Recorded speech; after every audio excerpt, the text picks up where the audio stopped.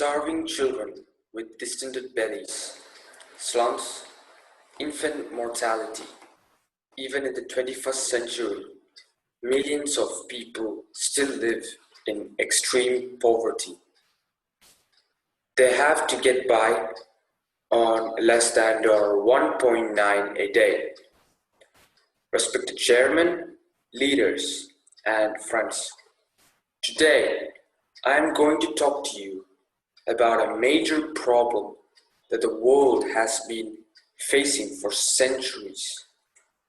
That is poverty. Margaret Thatcher once called poverty a personality defect, and that idea that poor people are responsible for their own poverty, that is still prevalent. The thinking is that the government can nudge people in the right direction.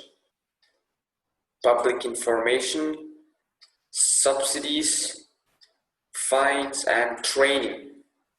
But ultimately, it is up to the poor to pull themselves together and drag themselves out of the morass. Research by psychologist Eldar Shafir and economist Sendil Mullainathan shows that this way of thinking is fundamentally flawed. Their study shows that poor people don't display inappropriate behavior because they feel like it, but because their mental bandwidth is entirely taken up by poverty, to the exclusion of all else. It turns out that poverty leads to a drop of 13 IQ points. That's similar to losing a night's sleep or being alcohol dependent. So, world leaders have set themselves a deadline. By 2030, the world must be free of extreme poverty. The question is how? Let's start with the good news. The percentage of the world population living in extreme poverty has been falling for almost 2 centuries now. In 1820, 84% of the world population lived in extreme poverty. By 1981, this had fallen to 44%. And last year it finally dropped below 10%. That's quite a feat, given that over the same period the world population increased 7-fold.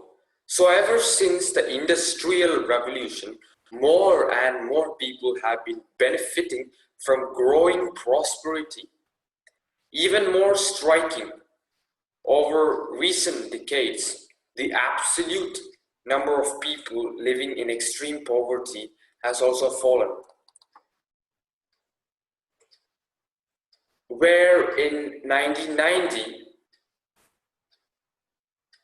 there were still 1.95 billion people in extreme poverty.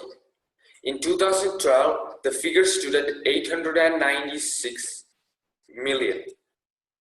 But that's ultimately the bad news. 896 million people today are living in poverty. Just let that figure sink in for a moment. And this is just the people in extreme poverty with less than $1.9 a day to live on. There are also several billion people who have to get by on $2 to $3 a day. They are severely poor too. What qualifies as poor?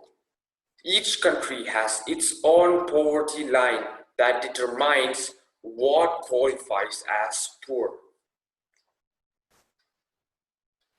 But these sorts of figures don't really mean much to most of us. You, like me, don't have much clue whether 32.3 rupees a day is enough to survive on.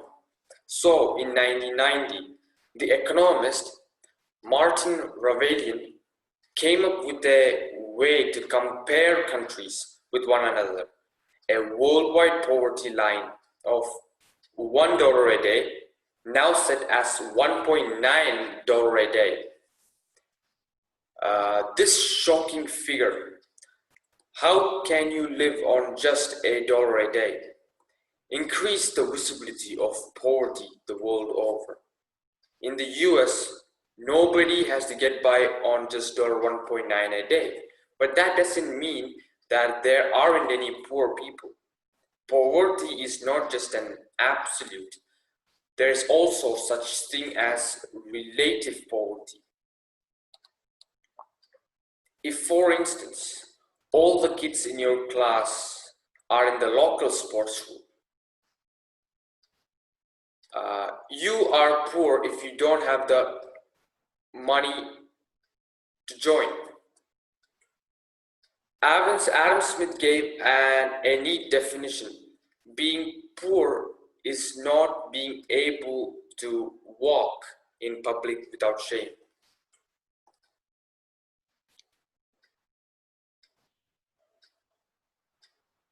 Just to get things straight, in poverty, we are talking about absolute extreme poverty. Where is poverty most severe today? The huge global decrease in extreme poverty over the last 30 years is largely down to the economic growth of China. China alone was responsible for almost 70% of the worldwide decrease in extreme poverty between 1981 and 2011. Poverty levels fell considerably more slowly in other parts of the world. Extreme poverty is now mainly concentrated in sub-Saharan Africa. According to the World Bank, the percentage of the people living in poverty is highest in Madagascar, that is 82%. The Democratic Republic of the Congo is 77%, and the Burundi is 78%.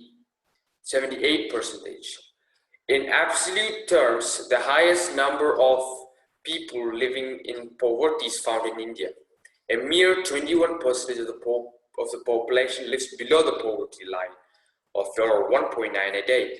But that amounts to almost 300 million people. The figure for the whole of sub-Saharan Africa is about 400 million people.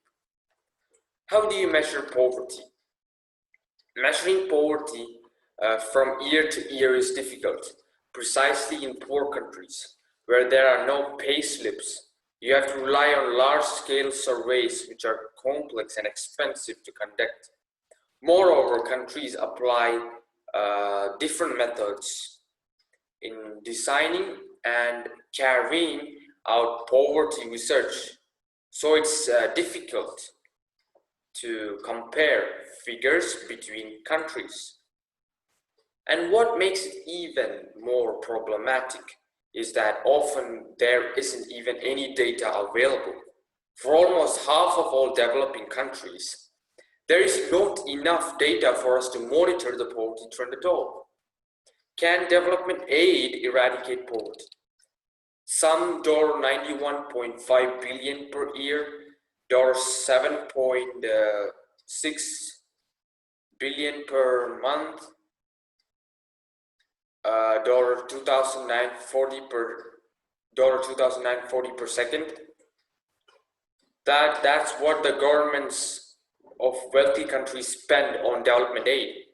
Over the past 50 years, the total amounted to $4.8 trillion. A huge sum. Maybe, but it's about the same as the cost of the wars in Iraq and Afghanistan. In a poor country, you can do a lot of good with that amount of money. Can trade eradicate poverty?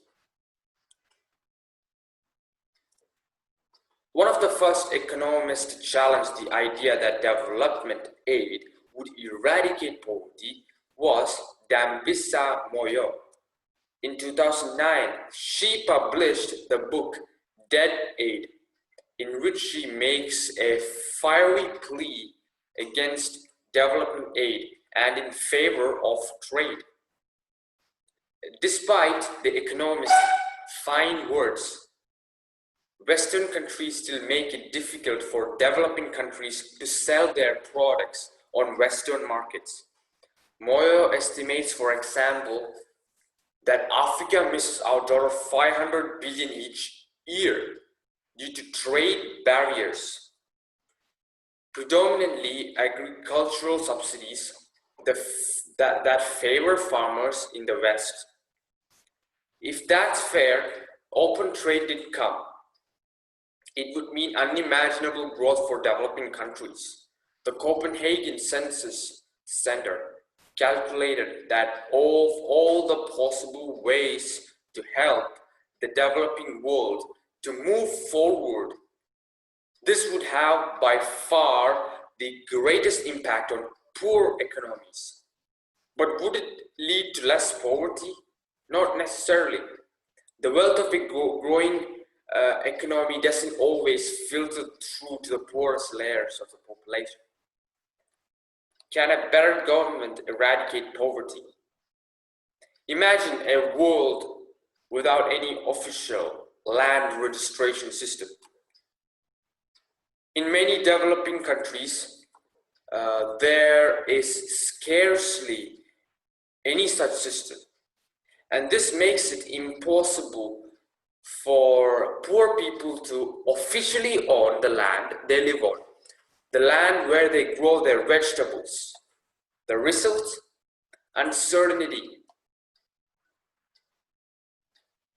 Why invest in a decent house or crops that promise better long-term yields if your land might be stolen from under you at any moment? Another example, the tax authority. If the tax system doesn't function, the government misses out on billions of dollars of potential income, money that could be spent on social services or infrastructure, on the fight against poverty. The influential book Why Nations Fall argues very convincingly that throughout history, it is these sorts of institutions that have been responsible for some countries becoming rich and others poor. A world without poverty is that possible. For centuries, poverty was seen as a necessary evil. Hunger was thought to ensure that people would work hard, and low salaries were alleged to be essential for economic growth. Since the 1990s, that view has been overturned. Poverty must be eradicated, and suddenly it even seems feasible. The United Nations has set itself the goal of ending extreme poverty by 2030. And according to the World Bank, it should certainly be possible by 2050. The Swedish statistician Hans Rosling shows why it is indeed feasible to rid our world of extreme poverty. As he puts it, compared with enormous problems like climate change or war, eradicating extreme poverty is peanuts. Let's hope he's right. Thank you.